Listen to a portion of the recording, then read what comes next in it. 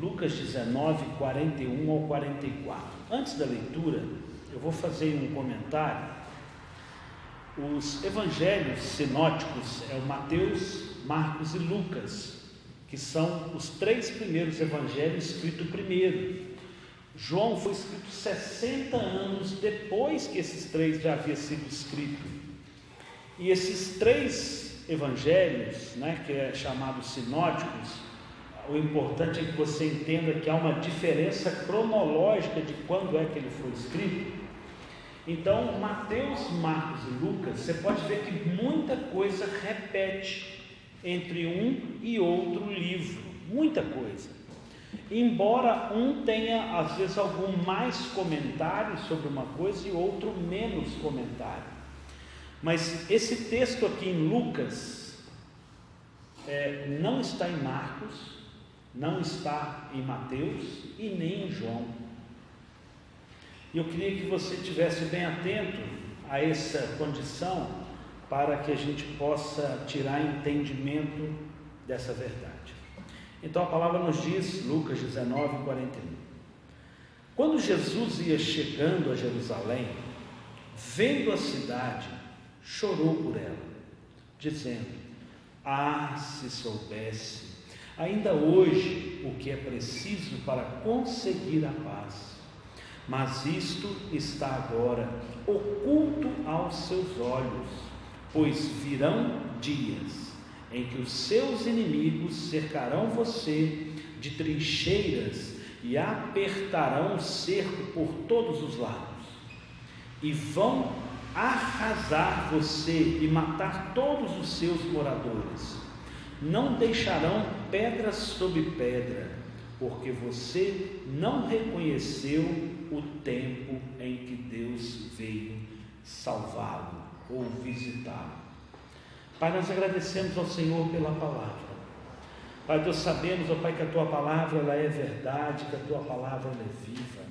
Pai, que o Teu Espírito Santo tenha liberdade de fluir, de fazer. Ó Pai, que o Teu Espírito Santo possa conduzir, que o Teu Espírito Santo possa fluir para a honra e glória do Teu nome, em nome de Jesus. Aleluia.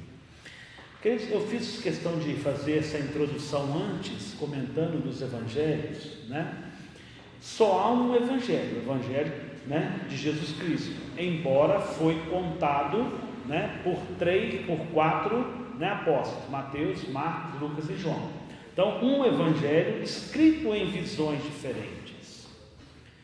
Eu queria fazer uma aplicação disso no início.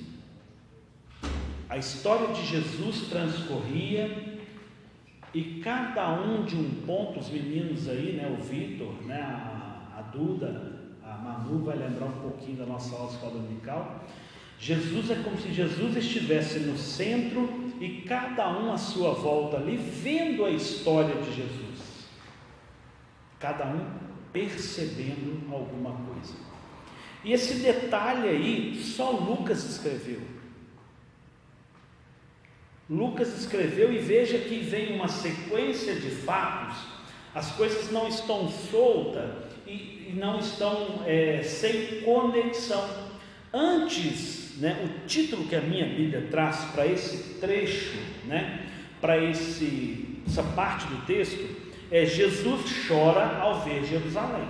Provavelmente a sua Bíblia tem um título aí antes, que deve ser Jesus entra em Jerusalém, algo assim, Então veja que Jesus entra em Jerusalém, é uma entrada triunfante, vem montado no burrinho e as pessoas gritam: Hosana, Hosana ao rei nas alturas, Hosana, e o povo está alegre, porque vem chegado o rei. E Jesus, ao entrar e ver isso, ele não se exalta, ele chora.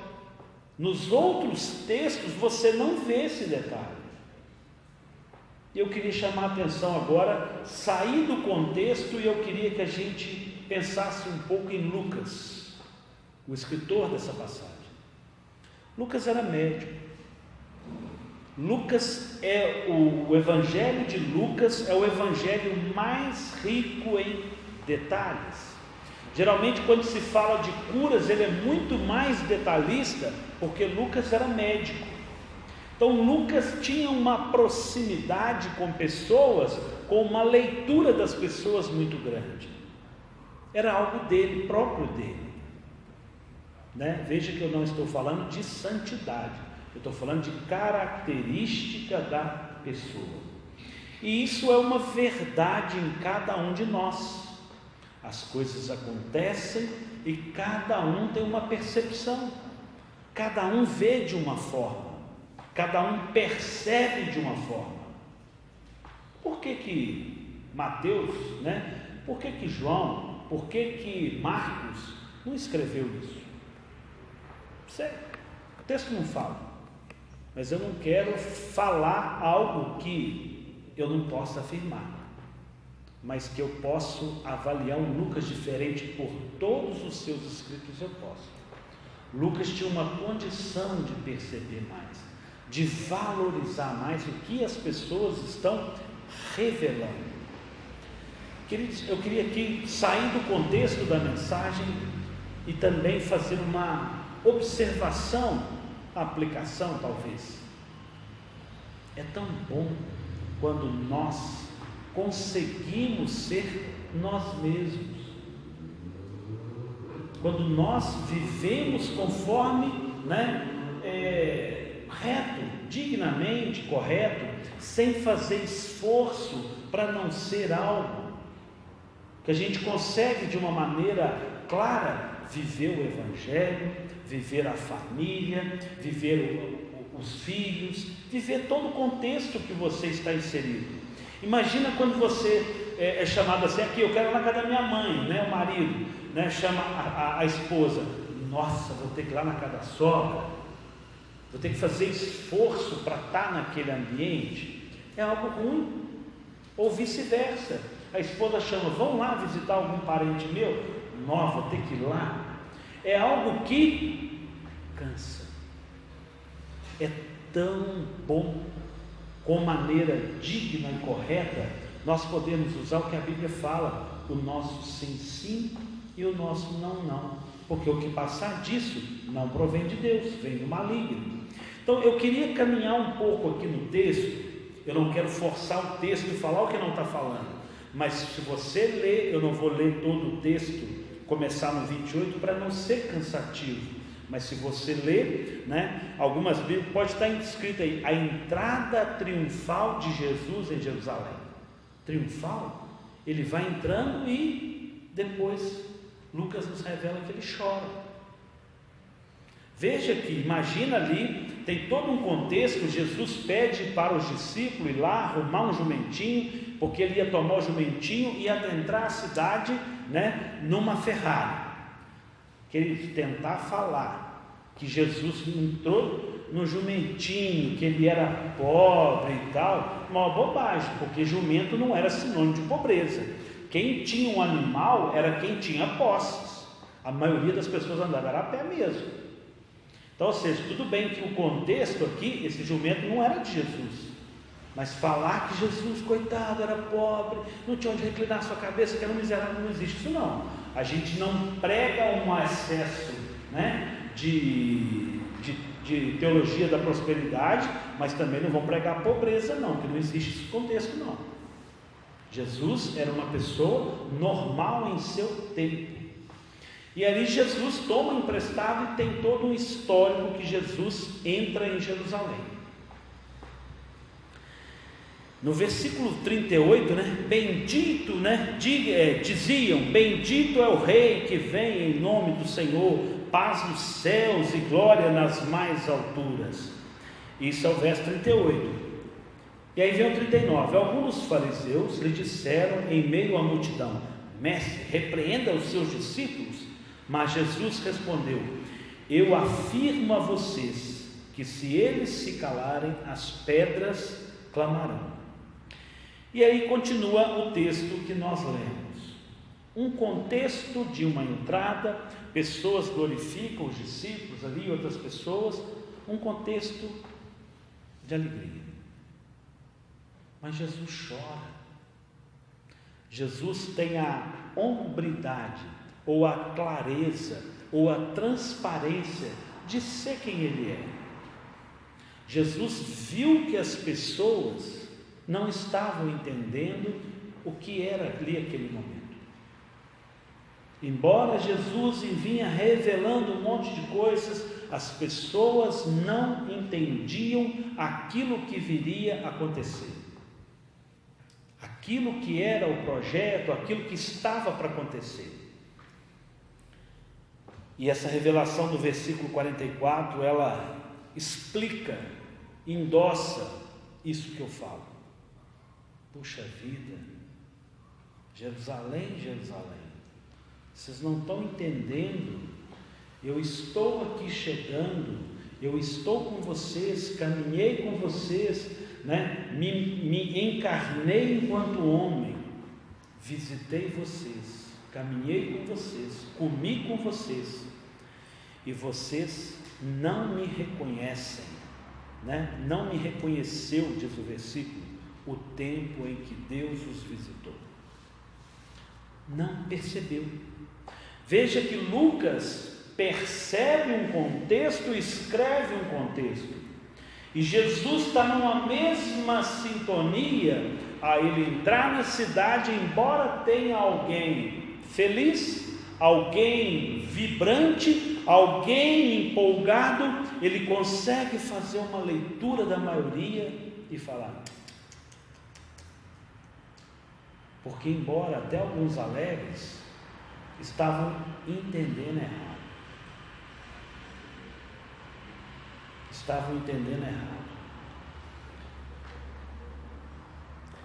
Nós conhecemos principalmente aquele versículo, qual que é o menor versículo da Bíblia? Jesus chorou. Muitos não lembram nem por que Jesus chorou naquele contexto, e poucos sabiam que Jesus chorou em outras passagens, não é verdade? Olha a característica, a condição, de Jesus externar quem Ele era. Nós precisamos viver uma condição de nos apresentarmos no Senhor. Não é que se eu sou ignorante, eu vou viver a minha ignorância e azar de quem está ao meu redor. Não, eu preciso ser um ser formatado pelo Senhor, viver a graça do Senhor, para poder experimentar algo novo dele e ser de fato quem eu sou nele. Quando eu li esse texto aqui, o que é preciso para conseguir a paz? Versículo 42. Eu falei, Senhor, como nós estamos precisando de paz. Como nós precisamos dessa paz. Não digo nem a igreja, cada um de nós. Como nós precisamos de paz. Paz. Jesus é o príncipe da paz. Príncipe da paz. Nós precisamos, fazer uma reflexão. As percepções nunca serão as mesmas. Embora aqui o culto esteja acontecendo, vou pegar um exemplo bem aqui. Tem pessoas que recebem a palavra, tem pessoas que não recebem a palavra. Tem pessoas que gostam do louvor, tem pessoas que não gostam do louvor, tem pessoas que gostam da cantina, tem pessoas que não gostam da cantina. Isso sempre será assim, sempre, qualquer igreja. Tem pessoas que chegam, pode ir na melhor, pensar, vou pegar com um contexto. Pastor Zezinho esteve aqui agora, eu delirei, viajei na mensagem dele. Tem pessoa que acha normal, não vê nada de empolgante. Não aprendi nada, não fez diferença na minha vida. Infelizmente, isso é de cada um. Porque não percebeu. Umas porque não se abrem a receber, a entender, a perceber. Ou porque está realmente tão transtornado, com tantos problemas, com tantas lutas, que realmente, ou seja, se você se apercebesse, como é preciso, o que é preciso para conseguir paz. Nós precisamos dessa paz. Nós precisamos. Então, embora algumas pessoas não percebam, nós precisamos, por um lado, ter cuidado com a cegueira espiritual. Mas, por outra verdade, nós precisamos entender a verdade espiritual de cada coisa. Eu preciso amar quem não percebeu, quem não entendeu. Mas eu preciso tomar cuidado para não ser uma pessoa cega espiritualmente. Precisamos ter um equilíbrio. Mas isto está agora oculto aos seus olhos. Olha mesmo o versículo 42. O que é preciso para conseguir a paz? E aí o versículo continua: mas isto está oculto aos seus olhos. Jesus revela: vocês não estão vendo, porque os olhos de vocês não percebem, estão ocultos, vocês não estão vendo. Ah, se você soubesse. Esse se você soubesse, ele me levou lá em Isaías 9. Vamos caminhar um pouquinho aí? Isaías 9.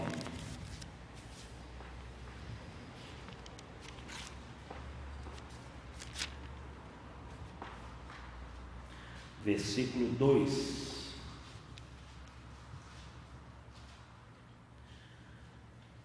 O povo, acharam? O povo que andava em trevas viu grande luz, e os que viviam na região da sombra da morte, resplandeceu a luz. É Isaías 9, versículo 2.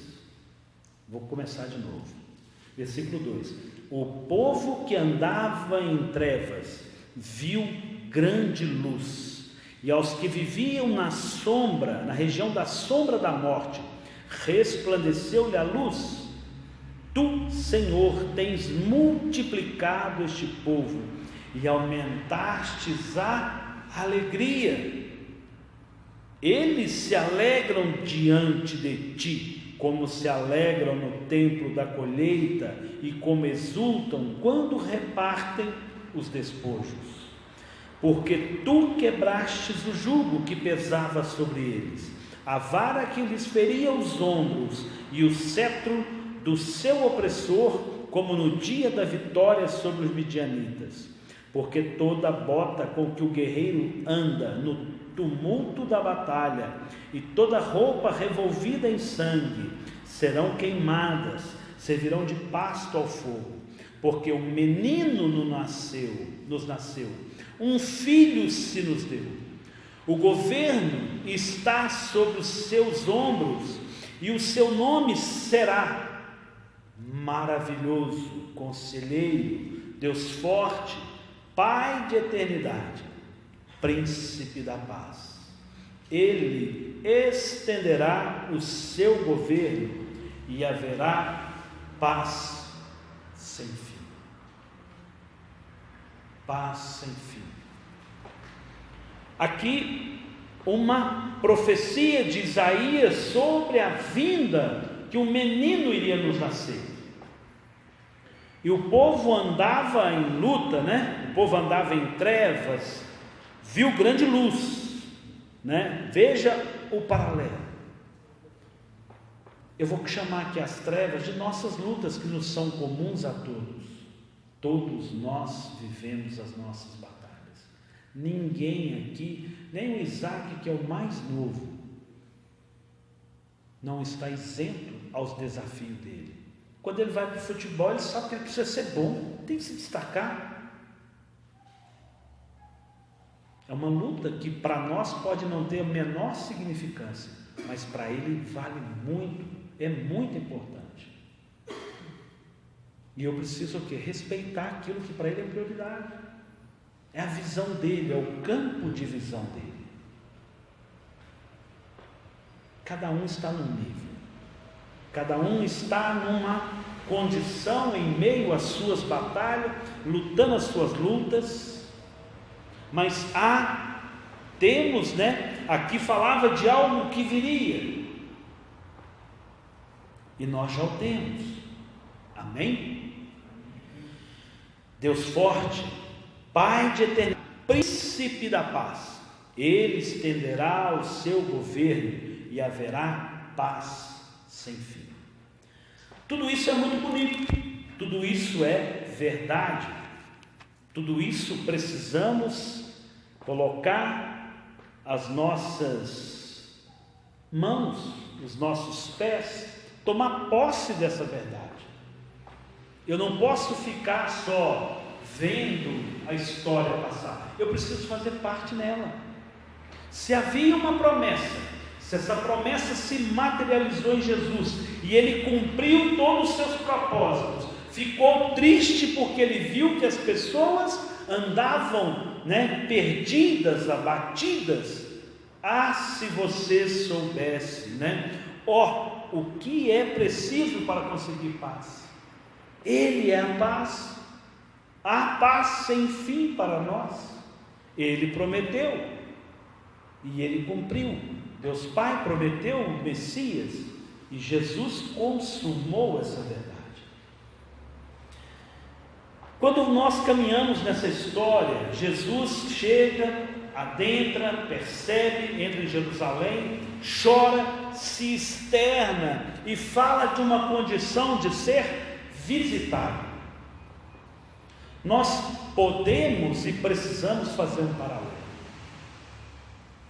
Jesus caminha em nossa direção, Jesus se achega ao seu povo. Uns estão envolvidos na sua luta, nas suas correrias, nas suas enfermidades, nos seus problemas, nem todos percebem. E Ele vem e nos visita.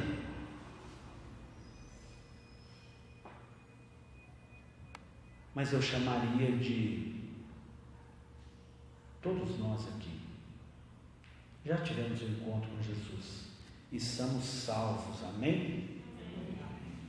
Já experimentamos a visitação do Senhor. Jesus caminhava, se achegou, entrou e foi, e nós fomos o quê? Visitados. Por que então que a gente não consegue receber essa paz? O que é preciso? O que é preciso para recebermos essa paz?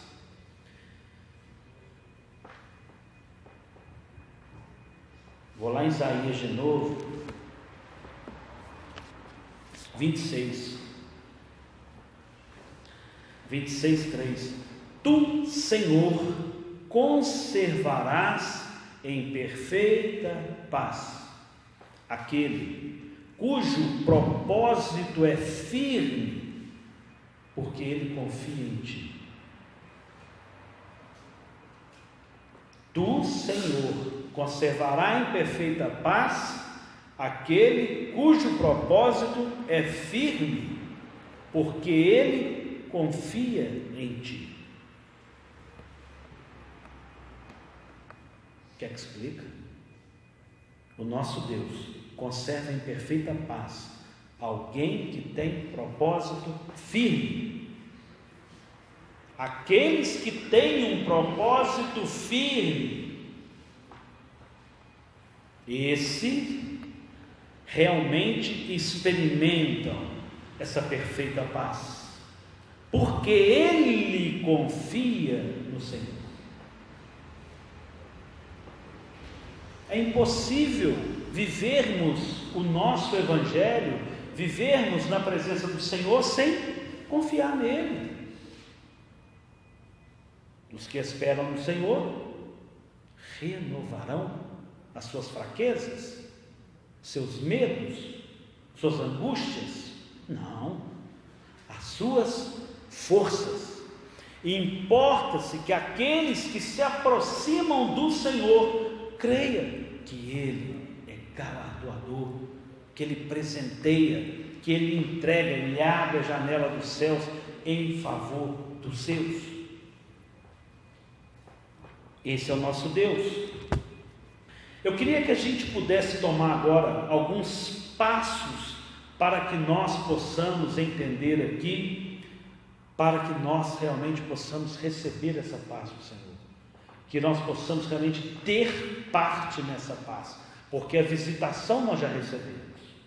O Senhor cumpriu o propósito dele, já veio sobre nós.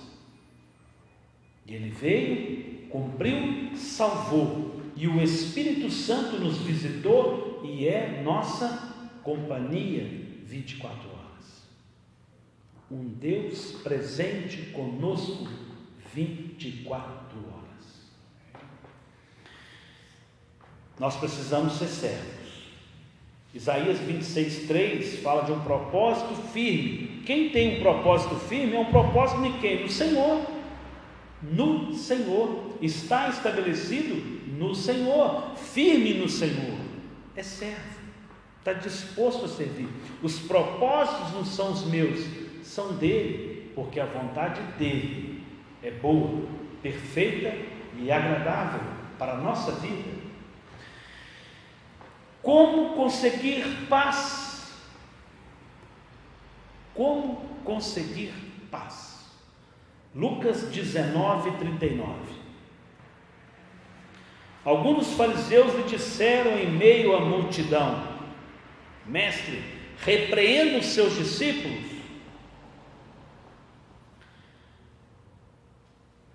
Não deixar que ninguém tire a sua alegria de receber a Jesus. Não é lícito receber Jesus só de palavras.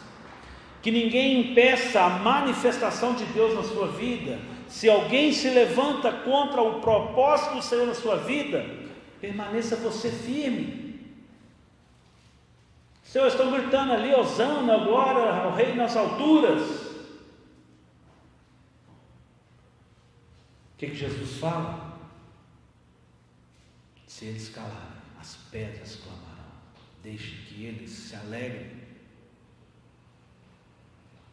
Nós precisamos viver, experimentar, caminhar, e que nada impeça a alegria de podermos gritarmos também, com entendimento: hosana, hosana.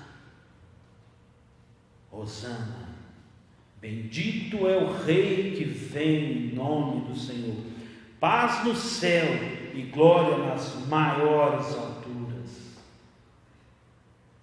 Nós precisamos não deixar que nada impeça que a nossa adoração, que a nossa expressão de exaltação ao nosso Deus seja interrompida. Primeira verdade. Segundo, Lucas 19:42b, cegueira espiritual. Nós já falamos aí, né? Mas isto está agora oculto aos seus olhos. Nós precisamos romper com a cegueira espiritual. É preciso ser combatida. Precisamos, né? Precisamos hoje nos posicionarmos contra a cegueira espiritual. Precisamos entender que não tem jeito de receber as promessas do Senhor, experimentar as coisas do Senhor através de uma vida cega. Porque se eu recebo a palavra e consigo vivê-la, praticar, eu vou experimentar, eu vou realmente viver o que Deus tem para nós. Não podemos conviver com a cegueira espiritual, precisamos combatê-la hoje. Veja que esse hoje está no texto, né? Mas isto está agora oculto aos seus olhos. Ou lá no início do texto: se soubesse ainda hoje o que é preciso. Entendam, ainda hoje precisamos da paz, precisamos combater a cegueira espiritual. Lucas 19:44. Receber Jesus e o Espírito Santo quando visitado e a salvação é hoje. Querido, o Senhor Jesus veio e entrou na nossa vida, mas Ele não permanece conosco. Ele deixou o Paracletos, ou Paráclitos, como alguns preferem dizer, o Espírito Santo. O Espírito Santo. O Espírito Santo, nem quando você peca, Ele te deixa. Você é que fica cego, e Ele não age, porque Ele respeita seu livre-arbítrio. É como se você só tivesse dado as costas para o Espírito Santo, mas Ele está ali, onipresente, onisciente, participando com você, comigo, de cada erro que nós cometemos, fazemos. Nós temos um Deus pessoal, o Espírito Santo, que age em nosso favor. Precisamos manter a chama do Espírito Santo. O fogo precisa arder no altar da nossa vida, constantemente, porque a visitação já aconteceu e o Espírito Santo habita em nós de maneira plena, se hoje nós deixarmos. Lucas 19:45. Veja que agora eu entrei em outro texto. Jesus entra em Jerusalém, chora, contempla, vê alguma coisa, mas para que haja santidade, é preciso haver purificação. E purificação, querido, da nossa vida precisa ser tratada como uma guerra. Não se contaminar com o pecado, permanecer sarado, curado, para que o fogo do Espírito Santo continue fluindo, dirigindo, nos conduzindo. Precisa haver a purificação do nosso templo. Não dá para ter barganha com o pecado, negociação, jeitinho, facilidades. Jesus não tolerou ver a casa do Pai sendo ali feita de comércio, e ele chega ali, ele se irrita mesmo, e ele é plenamente ele em si. Jesus não saiu de uma condição, ele ficou nervoso, não. Jesus é totalmente equilibrado. Ele ali agiu como precisaria agir. Em cada momento da nossa vida, nós precisamos agir na direção do Espírito Santo, de uma maneira direcionada por Deus. Toda ação dele ali não é uma ação de grosseria, de estupidez, de falta de domínio próprio, de equilíbrio, não, porque o pecado precisa ser tratado duramente. Carne não converte. Nossa carne nunca vai aceitar o Senhor Jesus. Quando se ajoelha na presença do Senhor, é porque o seu Espírito dominou a sua carne. Carne não converte. Precisamos dominar o nosso corpo, purificar o nosso templo do Espírito Santo. E aí Jesus continua no verso 46, dizendo-lhes: está escrito, a minha casa será casa de oração. Oração. Nós queremos experimentar paz, queremos viver em paz, mas nós não conseguimos nem ser quem nós realmente somos, viver uma nossa identidade clara.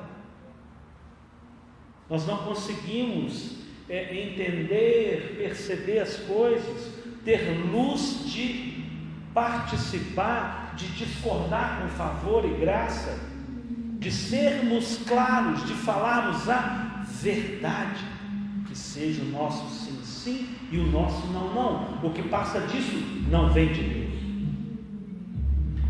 Uma vez que vivemos na presença do Senhor, caminhamos na presença do Senhor, experimentamos essa verdade em nós de sermos aquilo que o Senhor espera de nós, permanecemos com uma adoração, hosana, permanecemos com os nossos corações no Senhor, vivificados no Senhor, com uma vida em oração. Há uma transformação, há uma intimidade. Está escrito: a minha casa será casa de oração, mas vocês fizeram ela de covil e salteadores, o contexto bíblico. Não podemos permitir que a nossa vida esteja pautada: eu fiz tal coisa errada, eu agora não vou poder tratar isso, eu não vou poder falar, não, caminhamos de uma maneira sóbria no Senhor, purificando o nosso templo com uma oração contínua, uma casa de oração, intimidade. Oração contínua fala o quê? De intimidade. A gente conversa com quem a gente mais gosta, intimidade. Lucas 19:48, mas não achavam uma forma de fazer isso, porque todo o povo, ao ouvi-lo, era cativado por ele com muita atenção. Na realidade, eu prefiro o com muita atenção. Eu coloquei um complemento aqui, Algumas traduções vão falar era cativado. Jesus não ficava movendo, não sei qual é a tradução que estava ali, escutando. Eu prefiro essa, com muita atenção, escutando com muita atenção, ouvindo com muita atenção. A minha tradução, a minha Bíblia original aqui, ela fala, mas Jesus estava ali, cativando nada. As palavras de Jesus eram assim, sim, não, gostou, não gostou, se posiciona. Não tem, Jesus caminhava em amor e graça, sim, mas a palavra é a palavra. Eu não posso, dando jeitinho, deixar de ter a minha identidade no Senhor. Nenhum de nós caminhamos, nós ouvimos. Os filhos fazem aquilo que viu seus pais fazerem, que ouviu seus pais falarem, aí eles repetem.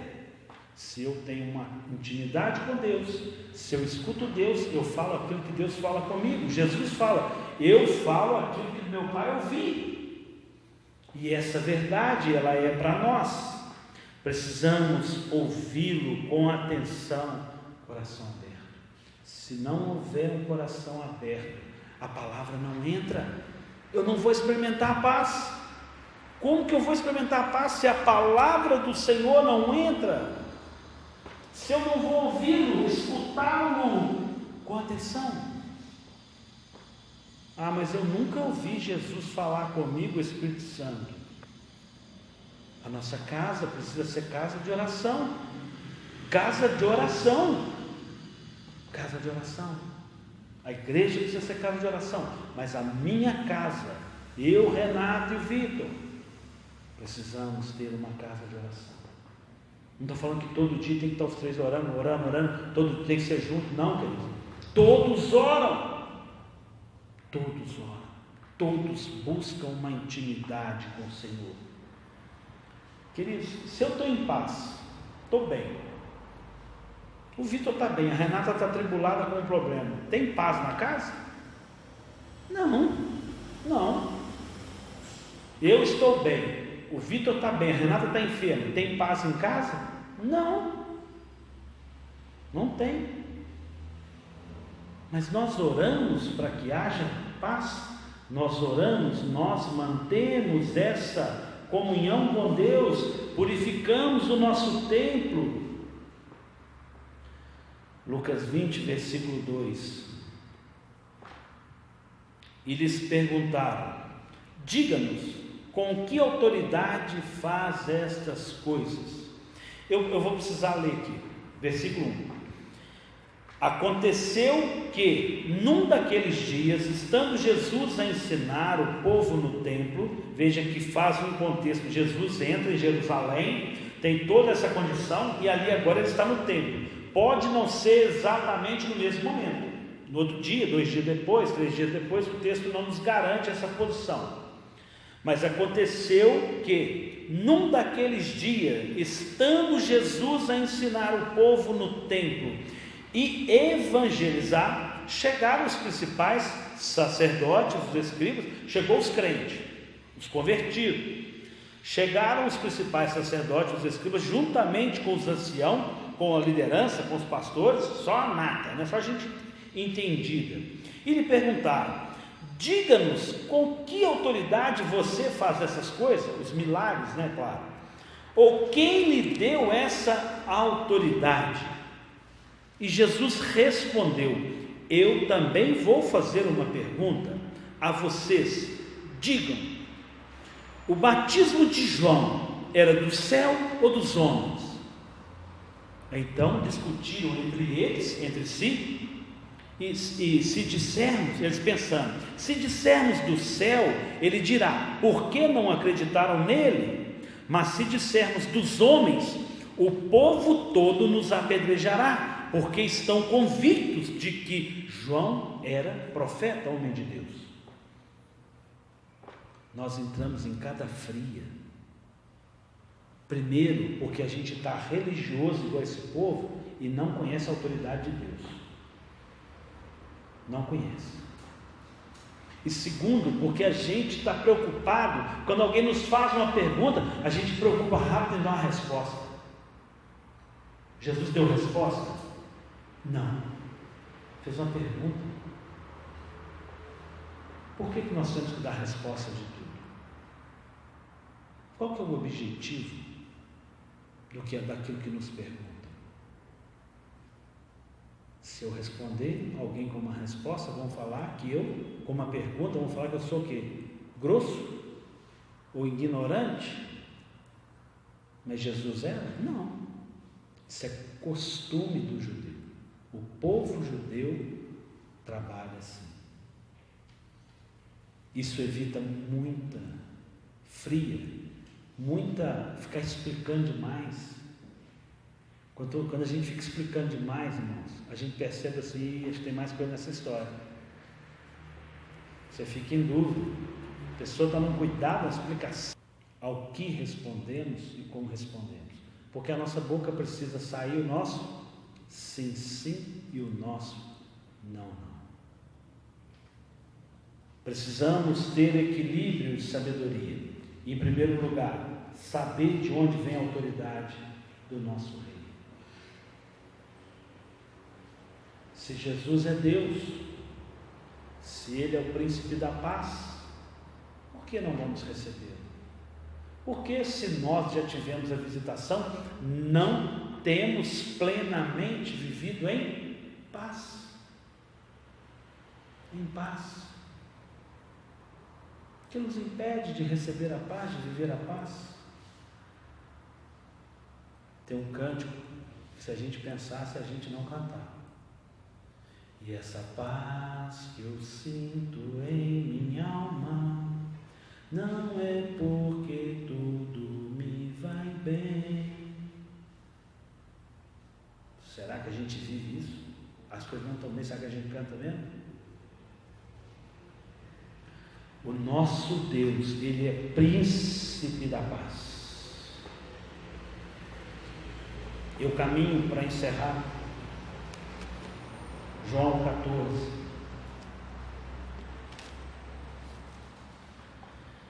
João 14, 27. Deixo com vocês a tribulação. A minha tribulação eu as dou. Não lhes dou tribulação como o mundo te dá. Que o coração de vocês fique angustiado e com medo. Não é o que o versículo está dizendo? Que isso, irmão? Minha Bíblia está errada. Então a Bíblia nova, irmão, está errado aqui. Deixo com vocês a paz. A minha paz lhes dou. não lhes dou a paz como o mundo a dá. Que o coração de vocês não fiquem angustiados, nem com medo. Nós recebemos o Senhor, queridos. Nós temos o Senhor, nós temos o Espírito Santo, nós temos um Deus pessoal, nós temos alguém que peleja por nós, nós temos alguém que batalha por nós, nós temos alguém que nos amou de verdade e se entregou por nós numa cruz. O que temeremos? A que temeremos? O que impede de vivermos em paz? Viver no Senhor, para o Senhor, como eu li lá em Isaías 26:3, uma vida no Senhor, nos propósitos do Senhor, numa dependência dEle. Meus propósitos não são meus, são dEle, a minha vida não é minha, é dEle, eu sou servo, porque a vontade dEle, ela é boa, a vontade dEle é perfeita, ela é agradável. Ele é Deus que age em nosso favor, Ele é Deus que nos vivifica, Ele é Deus que nos sara, Ele é Deus que nos cura, Ele é Deus que nos transforma, Ele é Deus de paz, muita paz. Tem uma música da Ana Paula que é maravilhosa: quero viver os seus planos, os seus sonhos, tudo aquilo que conquistastes por mim na cruz. Vivamos. Feche os olhos. Pai Santo, Santo é o teu nome. Ô Senhor, Santo, Santo é o teu nome. Pai, tira de nós toda a angústia, tira de nós todos os receios, todo o medo. Pai, tudo que impede, ó Deus, de entendermos a tua graça, o teu favor. Pai, haja em nosso ser. Pai, completa a tua obra em nós. Ó Deus, visita agora, Pai, as pessoas, Deus, da tua igreja que não estão aqui, que não puderam estar aqui hoje. Pai, eu quero apresentar para cada um, Pai, da tua igreja. Ó Pai, tira toda angústia, todo medo, todo receio, toda tribulação, toda dor. Ó Pai, que haja paz nas nossas casas, que haja, Deus, vida plena no Senhor. Ó Pai, que os teus propósitos em nada sejam frustrados na nossa vida.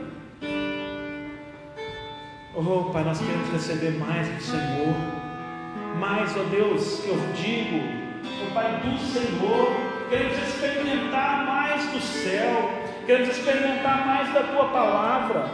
Deus, queremos, ó Deus, ver, contemplar o príncipe da paz que Isaías nos revelou há tanto tempo atrás. Queremos viver, ó Deus, em unidade com esse Deus maravilhoso que age em nosso favor. Aleluia.